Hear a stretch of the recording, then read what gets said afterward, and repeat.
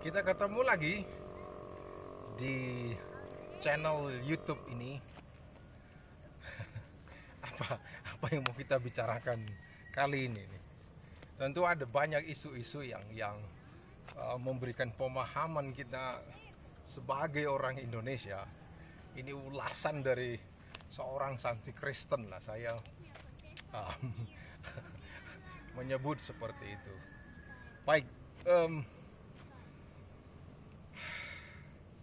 saya mengikuti beberapa um, channel YouTube. Memang saya begitu ya, sambil mengerjakan tugas-tugas, sambil mengetik di komputer saya mengikuti perkembangan dari channel YouTube, dari berbagai channel lah.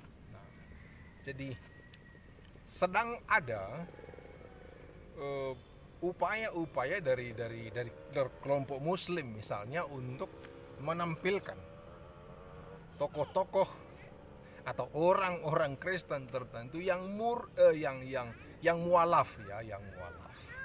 Sebaliknya dari kelompok Kristen um, juga melakukan hal yang sama, menampilkan orang-orang Muslim yang murtad.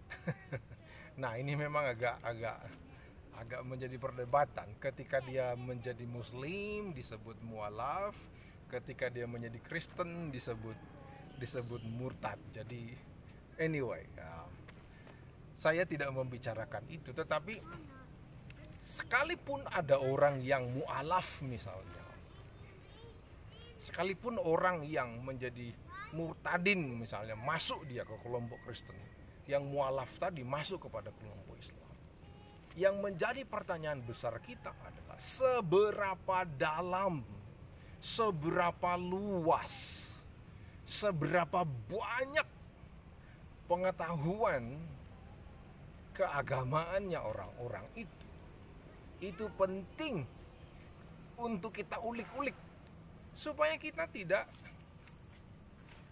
dimanipulasi oleh apa yang sedang ditampilkan di hadapan kita. Ini saya suka bilang zaman sinematik ya, semuanya disodorkan dengan mudah ke hadapan kita, langsung masuk ke jantung hati kita karena orang ingin mengatakan sesuatu. Nah, di kelompok Islam misalnya, lalu dia menampilkan tokoh-tokoh tadi berbicara, bahkan kan banyak yang terjerembab misalnya karena lalu memanipulasi latar belakangnya lah. Dulu saya anaknya pastor ini,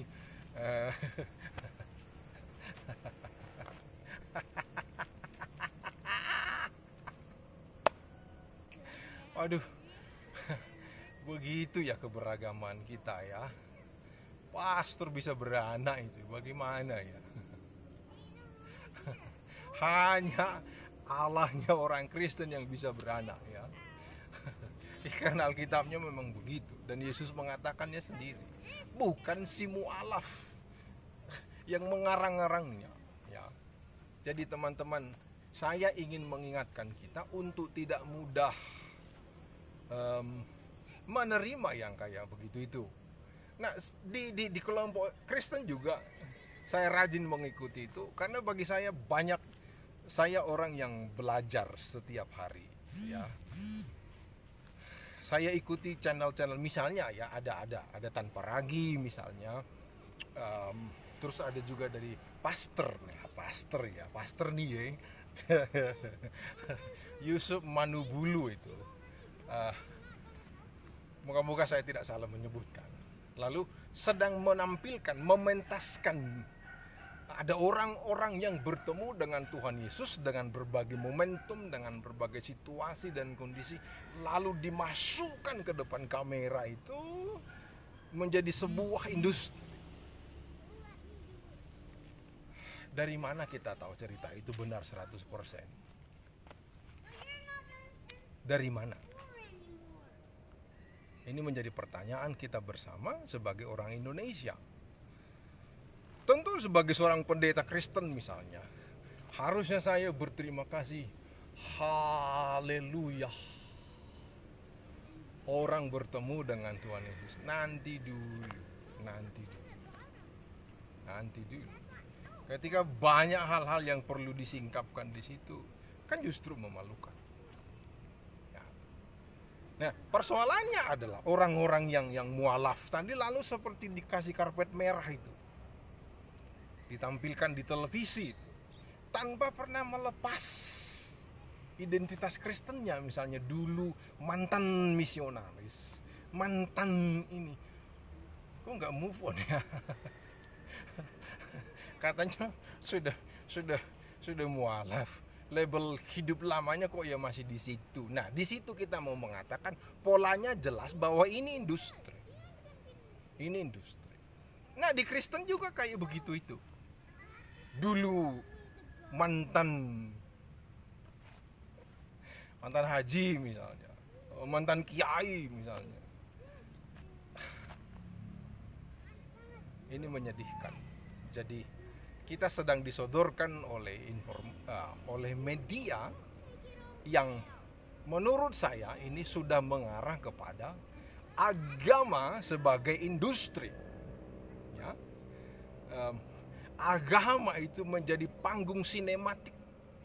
Orang-orang percaya itu menjadi komoditas dari para kapitalis yang mencari sentuhan jari tangan, klik dan lonceng. Agama menjadi alat propaganda dari orang-orang yang bertitel, dari orang-orang tokoh-tokoh yang memahami teks-teks agama, yang memainkan dan mengobok-obok keindonesiaan kita. Ini yang perlu dicermati. Ini yang perlu diwaspadai. Nah, teman-teman, kita perlu memperbanyak, ya, yang Kristen mestinya banyak belajar soal keislaman, sehingga ketika narasi-narasi itu disampaikan kepada kita, kita bisa ngulik sendiri. Kemandirian beragama, kemandirian berteologi seperti YouTube yang sudah lalu saya sebutkan. Nah, ini misalnya, ini Islam Kepulauan, komunitas yang saya ikuti dengan teman-teman dari Aceh sampai ke mana ini, ke Mataram sana, untuk belajar selain silaturahim sebagai manusia, sebagai orang Indonesia, untuk belajar banyak hal tentang Islam, saling berbagi. Nah, saya pikir pendekatan sebagai orang Indonesia ini penting untuk kita mengasah kemandirian kita beragama, kemandirian kita berpikir itu tanpa lagi didikte oleh orang-orang yang memanggungkan hal-hal tadi di sinematik tadi itu. Senang sekali bisa bertemu, membicarakan hal-hal ini.